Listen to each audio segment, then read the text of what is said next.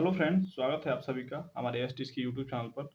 और आज हम लोग कोऑर्डिनेशन कंपाउंड को लगभग आज फिनिश करने वाले हैं। इसमें कोई केवल एक टॉपिक रह गया है, ईएमएफ डायग्राम, उसको मैं आगे बता दूंगा। तो इसमें हमको आज देखना है कि एफई मैंने इसकी चर्चा आपको प्रीवियस वीडियो में किया था। मैंने आपको देखना कि एफईसीएन 6 पे -4 का चार्ज ये आउटर ऑर्बिटल क्या है, और एफईसीएन 6 पे -4 का चार्ज ये इनर ऑर्बिटल क्या होता है। क्या होता है आउटर ऑर्बिटल, क्या होता है इनर ऑर्बिटल, इस क्वेश्चन के माध्यम से आपका सारा चीज क्या हो जाएगा, क्लियर हो जाएगा। और याद करिए वीवीटी में बैलेंस बॉन्ड थ्योरी में ये इसका क्या था, ड्रॉबैक था। उसने इस चीज को एक्सप्लेन नहीं कर पाया। तो आज हम लोग क्या करना है, इसको एक्सप्लेन करना है और देखना है इनर ऑर्बिटल और आउटर ऑर्बिटल का जो कॉन्सेप्ट है वो क्या है, और इसको अच्छे से क्या करना है, समझना है। आई थिंक आप प्रीवियस वाला वीडियो अगर देखे होंगे तो आपको ये बहुत सारी चीजें क्या हो जाएंगी, क्लियर हो जाएंगी। तो सबसे पहले हम लोग इसको चेक करते हैं, ये क्या होता है इनर ऑर्बिटल और आउटर ऑर्बिटल का कॉन्सेप्ट क्या होता है। तो पहले हमको क्या करना पड़ेगा, इसका आयरन का ओएस निकालना पड़ेगा, ऑक्सीडेशन स्टेट। ये हो जाएगा 6 इंटू सीएन पे -1 का चार्ज होता है और इक्वल टू -4। तो x-6 इक्वल टू -4। तो यहाँ से आपका आ जाएगा, यहाँ से आएगा x-6 इक्वल टू -4। तो इसको हल करेंगे तो x बराबर आ गया +2। यानी जिसमें जो आयरन है, ये आयरन, इसका एटॉमिक नंबर तो होता है 26, लेकिन ये किस स्टेट में बैठा है इस कॉम्प्लेक्स में, ये +2 के स्टेट में बैठा हुआ है। यहाँ पे है तो Fe, लेकिन +2 के स्टेट में बैठा हुआ है। तो सबसे पहले हमको क्या करना पड़ेगा, इसका इलेक्ट्रॉनिक कन्फिग्रेशन करना पड़ेगा। तो पहले हम लोग आयरन का करेंगे, फिर आयरन 2+ का करेंगे। तो करेंगे तो 1s2, 2s2 and 2p6, 3s2 and 3p6 and 4s2 and 3d6। 2 4 10 12 18 20 और 6 26। यहाँ पर हो जाएगा 6 26, क्योंकि आयरन कितना होता है, 26 होता है। अब आयरन जो है यहाँ पे +2 के स्टेट में बैठा हुआ है। तो +2 के स्टेट में बैठा हुआ है, आप उसको बुलाइए। तो आप बनाइए यहाँ पे +2, यानी कि 2 इलेक्ट्रॉन निकल जाएंगे। तो यहाँ तक तो कहानी सेम रहेगी, यहाँ तक तो निकलेगा नहीं कि ऑलरेडी भरा हुआ है। यहाँ से निकालेंगे तो यहाँ पे 4s तुम्हारा हो जाएगा 0 और 3d कितना हो जाएगा आपका 6 हो जाएगा। यहाँ तक की कहानी तो आपको हर एक क्वेश्चन में करना है। ऑर्बिटल पे आपको चेक करना है कि कौन सा ऑर्बिटल है, कितना उसके ऑर्बिटल खाली हैं, और कैसे अपना लिगेंड उसमें आके अपना लोन पेयर ऑफ इलेक्ट्रॉन को क्या करेगा, वो डोनेट करेगा। ठीक है, अब हम लोग क्या करेंगे, ऑर्बिटल बनाएंगे। ऑर्बिटल बनाएंगे डी वाले का। तो मैंने डी के यहाँ पे 5 ऑर्बिटल बनाए, 1 2 3 4 5। फिर 4s के मैंने बनाए, फिर 4p के मैंने बनाए, 3 ऑर्बिटल।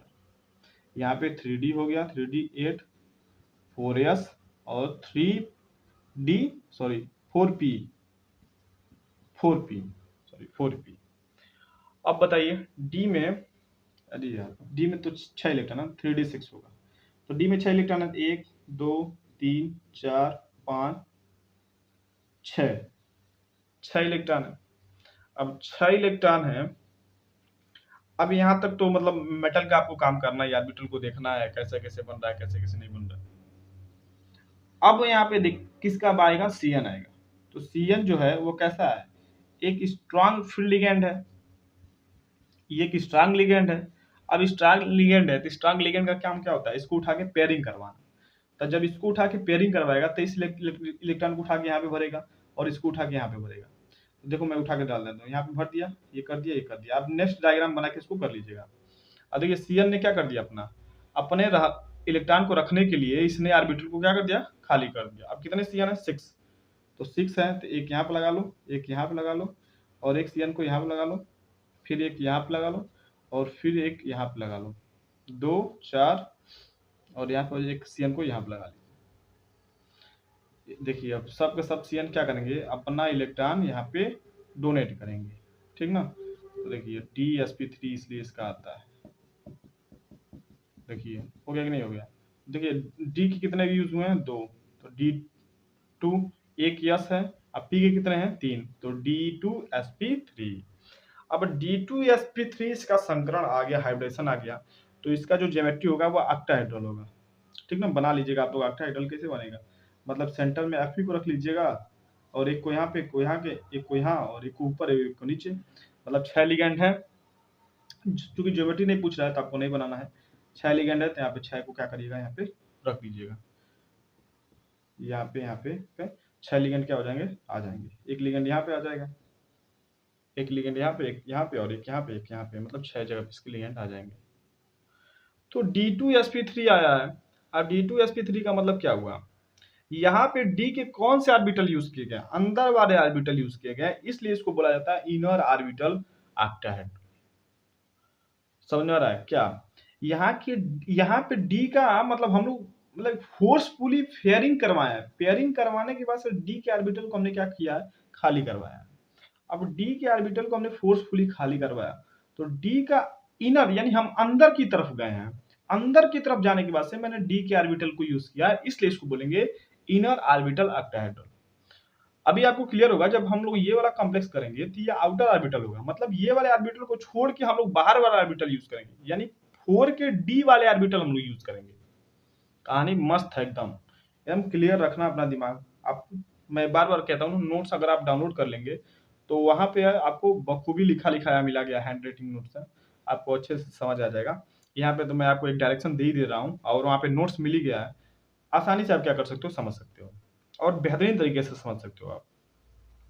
यहाँ पे इनर ऑर्बिटल का मतलब ये हुआ कि यहाँ पे जो डी हमने यूज किया है वो अब जबरदस्ती एक फोर्सफुली पेयरिंग करवा के अंदर घुस के हमने क्या किया, उसका पेयरिंग करवाया है। इसलिए हम लोग कहते हैं ये इनर ऑर्बिटल ऑक्टाहेड्रल है। ऑक्टाहेड्रल इसलिए है क्योंकि इसका जो हाइब्रिडेशन है वो D2sp3 है, इसलिए ये क्या है, इसका ऑक्टाहेड्रल हो गया।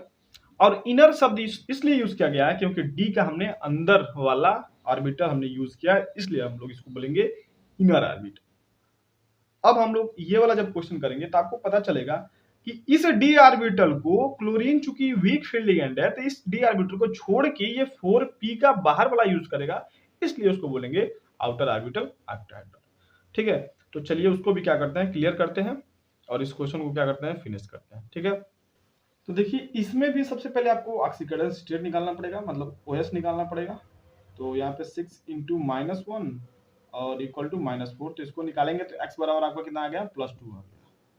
अब x बराबर +2 आ गया तो अब इसका करिए फिर Fe को उठाइए, कितना होता है 26, 1s2 2s2 2p6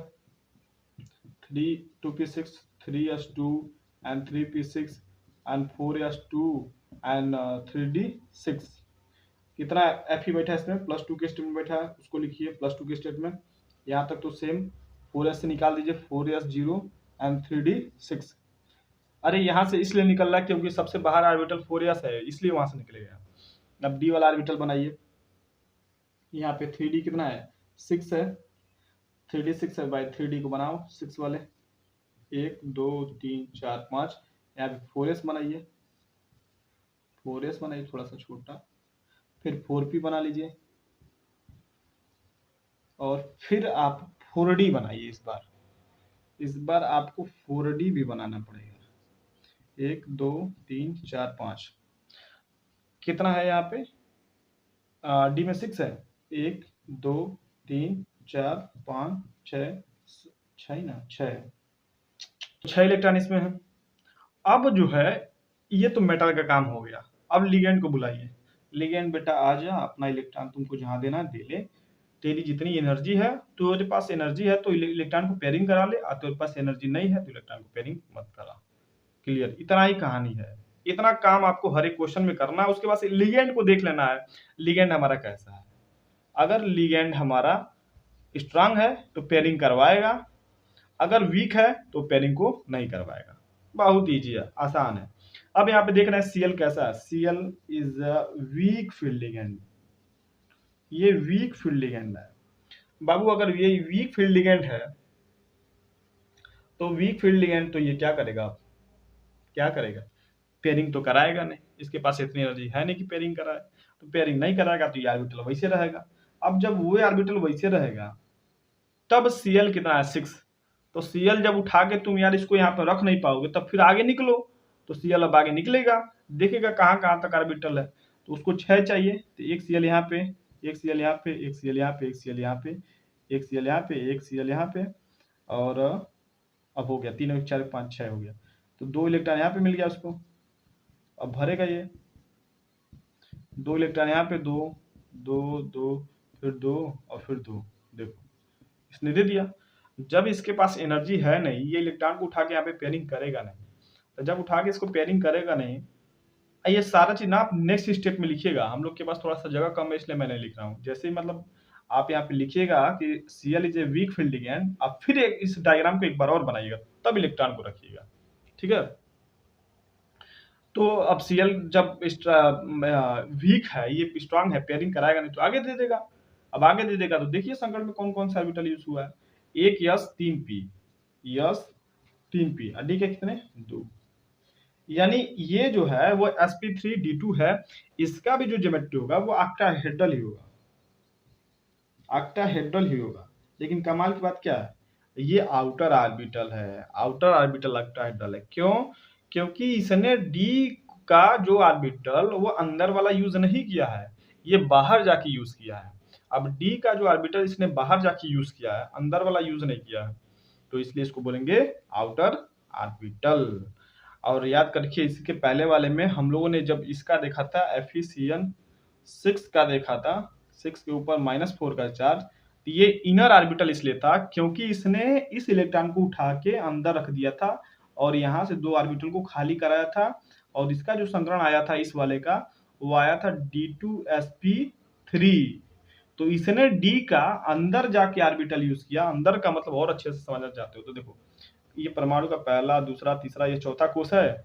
ये जो लिगेंड होता है वो अंदर जाके 3D ऑर्बिटल को यूज करता है, इसलिए इसको बोलते हैं इनर ऑर्बिटल ऑक्टाहेड्रल। ये वाला है, ये बाहर जाके बाहरी ऑर्बिटल को यूज करता है, क्योंकि 4D जो होगा वो 3D से बाहर ही तो होगा भाई, तो 4D का यूज करता है, इसलिए इसको बोलते हैं outer orbital octahedral. I think आपको क्या हो गया होगा, क्लियर हो गया होगा। तो ये एक छोटा सा क्वेश्चन था जिसमें हमने आपको बताया कि ये क्यों इनर ऑर्बिटल है और ये क्या आउटर ऑर्बिटल है, इससे आपके एक क्वेश्चन बनेंगे। तो 2 क्वेश्चन मैंने करवाए, एक क्वेश्चन आपके प्रीवियस वीडियो में और एक क्वेश्चन ये, 2 क्वेश्चन मैंने आपको करवाए।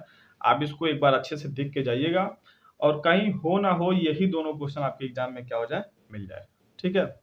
अच्छे से समझिए, अपना नोट्स डाउनलोड कर लीजिए और यहाँ पे थोड़ा मैं डायरेक्शन आपको दे ही रहा हूँ, नोट्स आपको मिला ही है। आप बखूबी नोट्स ले सकते हैं और यहाँ पे डायरेक्शन ले सकते हैं और अच्छे से अपना क्या कर सकते हैं, एग्जाम को देख सकते हैं या नंबर गेन कर सकते हैं, ठीक है। चलिए मिलते हैं नए वीडियो में, तब तक के लिए टेक केयर, बाय बाय।